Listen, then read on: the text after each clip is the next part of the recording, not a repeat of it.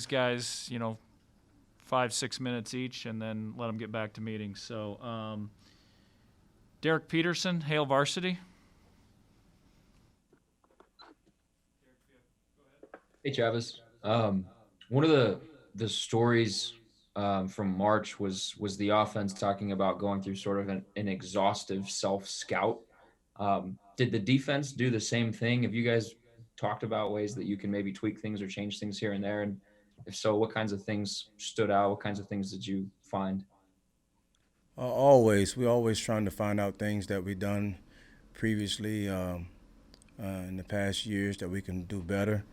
We also look at things that we want to try to make us a better defense as well.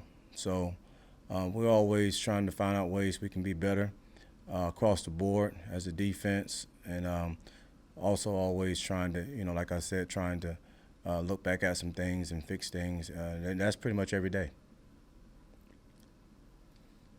Nebraska 24/7, Brian Christopherson. Hey Travis, I was going to ask a specific question about how Nadab Joseph has fit in, and but also in general, just how have you seen some of your younger newcomers handle an odd situation and maybe shown their maturity or how they've developed through this situation? Yeah. First of all, to answer your first question, Adap is doing great. He's with us. He's doing great. He's fallen. He jumped right in the pot with the rest of the guys.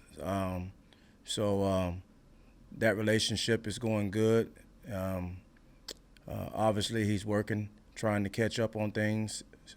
Very short time being here. Um, but to answer your second question, I have a great group of guys. I think character-wise, that when I have younger guys in the room, the culture in the room is there. So when I have times that are tough, for younger players, situations, stuff change, pandemic, been a freshman, um, came to a visit last year, saw a bunch of fans. Come this year, you see no one on campus.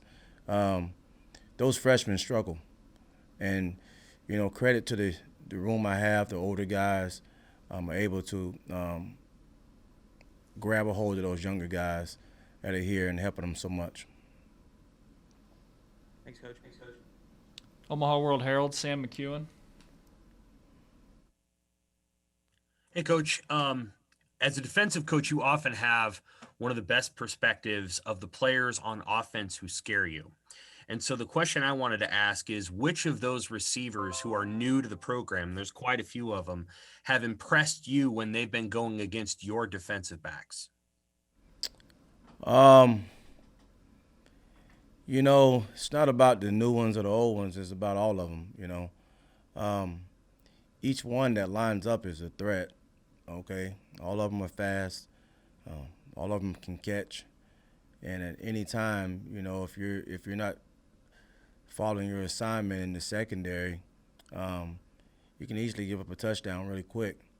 So, not wanting to single any guys out on offense, and say, hey, you know, I think Wandale is who we need to pay attention to. No, that's not how we operate. It's not how I operate. So, um, all of them, the new additions to the team has been great new additions to the team. Um, the old guys, the old additions to the team are better. Um, you know, Guys that's been here in the program for a year, looks like they've been here for two years in the program. Um, so collectively, as a group that I have to go against every day, the receivers, all of those guys are doing a great job. Do you perceive it as being a group that is harder to cover than last year's group? Yes, they're harder to cover than last year because it's a bigger group, number one, and then it's a um, bigger talented group. It's just by the numbers, it's not just one or two guys anymore. Um, 6 or 7 of them now, maybe 8 of them now that can be put on the field. So it makes practice more competitive, every day. And, like I said, I don't want to single guys out because there's some guys that are new to the program that's making just as many plays as the older guys. And there's some guys that, maybe came here as a walk-on that's making plays as well. So, the offense is doing a great job. Coach Lubick and Coach Beckton, the tight ends, are doing a great job with those receivers, and makes it competitive every day for me. Kevin Suits up next. Go ahead, Kevin. Hi, Coach. We talked to Deontay here a few minutes ago. What can you say about his resolve, the fact that he's coming back from an injury and then he's emerged as a leader during an unprecedented year? Yeah, soft-spoken grown man. That's what I got to say about Deontay. Soft-spoken grown man. It's not going to be moved off emotions. He's going to let his opportunities present itself, and he's going to go out and play football. Love the kid, man. He's great in the room. He has the culture. He brings the younger guys along. He holds the older guys accountable. He holds himself accountable. It's a pleasure to coach him. I mean, can't say more about him. Get to 2 or 3 more here for Coach Fischer. Mitch Sherman from The Athletic. Hey, Coach. This offseason, of course, has been unique and probably difficult for young players, first-year players who came from a long way away to Lincoln and didn't have the kind of connection, personal connection with face-to-face with their teammates and coaches that they expected in this first year. What's it been like for you to have to go through losing some of those guys who you recruited from Florida in this offseason, and then also to see the ones who have persevered and made it to get to this point where you're about to, really get going with practice? Yeah, it's unfortunate that a lot of the guys, a couple guys, that I recruited here, that we recruited here from the state of Florida are not with us because of whatever the reason may be. It's been tough for everyone in this pandemic. It's been tough it's especially tough for kids to leave home and,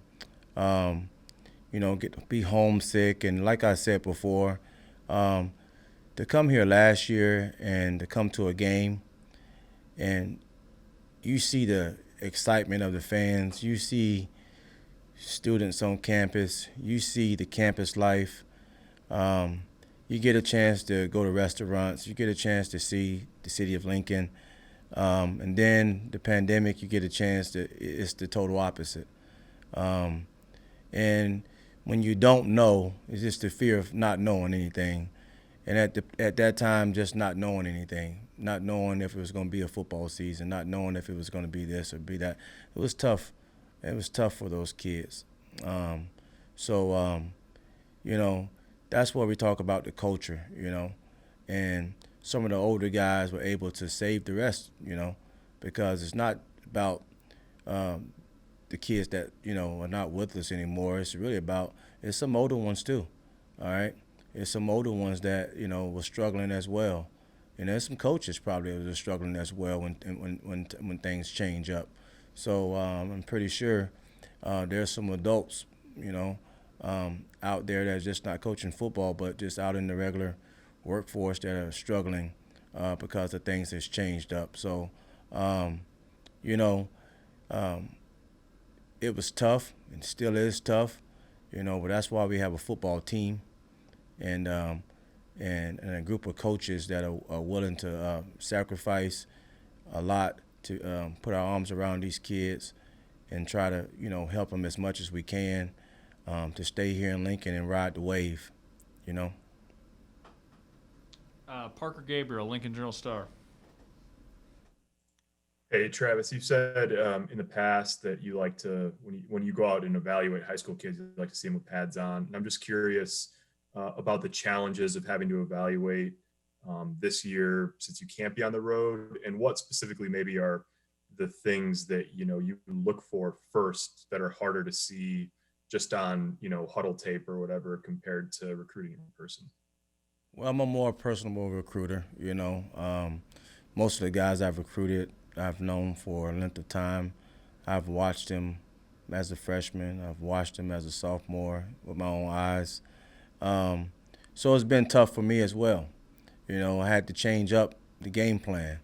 And I'm still grinding at that as well, because it's tough, to not watch a kid in pads and have to recruit a kid, and you want to make the right decision when you're making decisions on kids as well. So just being patient is my approach. Not thinking that, hey, I have to have a guy right now because this guy's going here, this guy's going there. I think that a lot of kids have a lot of interest in Nebraska. They have not seen the place, and we have not seen them. And I'm just speaking more of me. Sometimes it's a little tough, but it'll work itself out like it always do. A lot of these kids are playing football now. I'm able to evaluate the high school football games, as they go by. I'm able to evaluate some, even watch some of the ones that were maybe on the that I wasn't thinking about at first, and then now, So it's been a wave to ride, but it's been a fun wave. It's ways to make it fun. All right, it's ways to get on Zoom calls with kids when it's time. It's ways to get to know kids. I still have the connections with the high school coaches. They still let you know what you need to know, character-wise, from a lot of guys.